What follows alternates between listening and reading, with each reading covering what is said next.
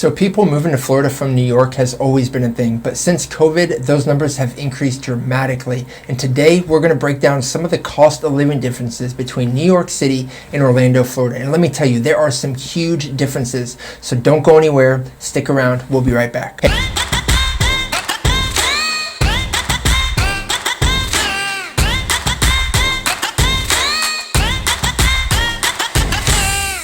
Hey everybody, welcome back. This is Don Sprinkle, your Central Florida specialist, and today Orlando, Florida is squaring off against New York City as we compare their cost of living. I decided to do this video because there has been quite an uptick of people moving to the state of Florida, and a large percentage of them are coming from New York City. To put that into perspective, New York is losing about 270 residents a day moving out of state, so those numbers can certainly add up quickly. In fact, one study said that 22,000 of their participants were wanting to move out of New York City, and 27% of them identified Florida as their choice for next destination. COVID played a huge role in that, and a lot of people are now working remotely or unfortunately lost their jobs. So in an effort to cut expenses and save on living costs, a lot of people are packing up and they're heading south to the Sunshine State. Before I dive into all that, if this is your first time to our channel and you want to learn everything there is to know about what it's like to live, work, play, and thrive in Orlando, Florida, thank you so much for stopping by. Tap that subscribe button, ring that notification bell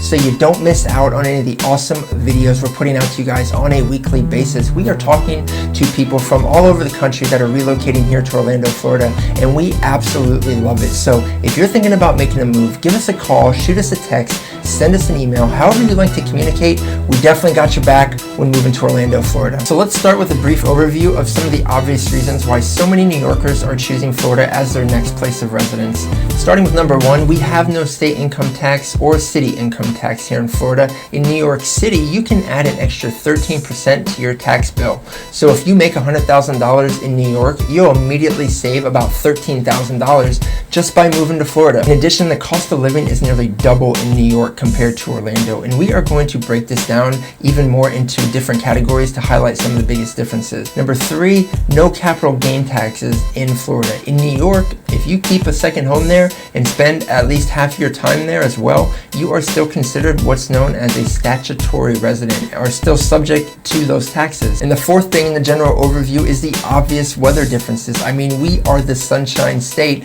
plus we have Disney World, Universal Studios, and we're surrounded by beaches. Do I really need to go into too much more detail than that? So let's take a look at some of the differences between Orlando, Florida and New York City when it comes to cost of living. In Orlando, the median home price right now is about $260,000, and you can find a lot of great family-friendly neighborhoods and areas in and around the Orlando metro area at some pretty affordable prices. In the New York metro area, the median home price is a little over $400,000, and I should note that when I say New York metro, I'm talking about the surrounding areas around New York City as well.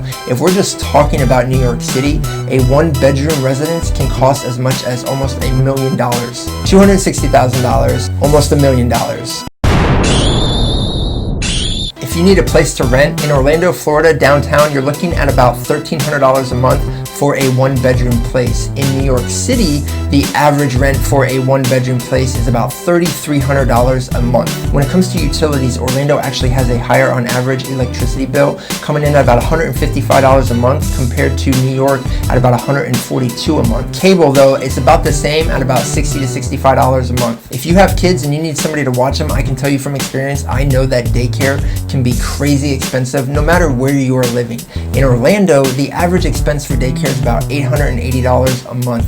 In New York City, however, the average amount for daycare is about $2,200 a month. If you have kids, you gotta feed them and you gotta feed yourself. And we compiled a short list of some of the most common groceries and comparing the differences between Orlando, Florida and New York. On average, grocery bills in New York City are 50% higher when compared to Orlando, Florida. Milk is nearly $1 more, as is rice and eggs. The average price for cheese has increased by over 50%. If you're looking to eat out, a meal for two people at a mid-range restaurant restaurant in Orlando, Florida is going to cost you about $50. In New York, you can just double that and make it $100. When it comes to transportation, New York City's average gas price at this time of recording is about $2.77 a gallon, which is slightly higher than Orlando at an average of $2.22 a gallon. What's a little deceiving about that, as you may already know, is that only 45% of residents in New York City own a car. In Orlando, Florida, that number is more like 90%, and except for a few pocket communities within the Orlando metro, most places it's almost a necessity to have a car, or at least have access to someone with a car. New Yorkers on average have a higher net salary. In Orlando, Florida, the average net salary is about $3,400, while in New York it's about $5,800. An extra $2,400 a month sounds fantastic, but again, it is deceiving when you consider the fact that New York has on average higher consumer prices by about 45%, groceries are about 50% higher, rent prices are 150% higher, and the dollar bill just doesn't go as far in the Big Apple. Actually, despite having a higher net income, a New Yorker actually has about 6% less purchasing power than a resident of Orlando, Florida. Honestly, I think both cities are fantastic, and each one of them offers their own unique flavor and vibe and environment.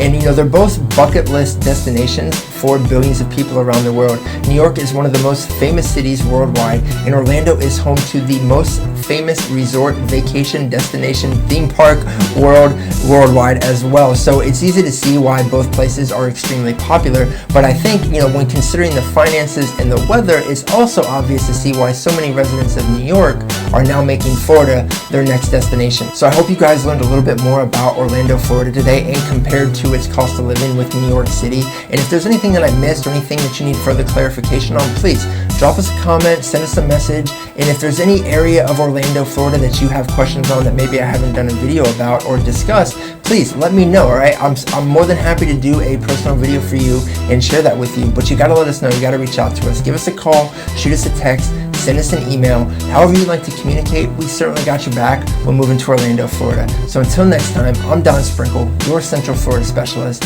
and I will talk to you later.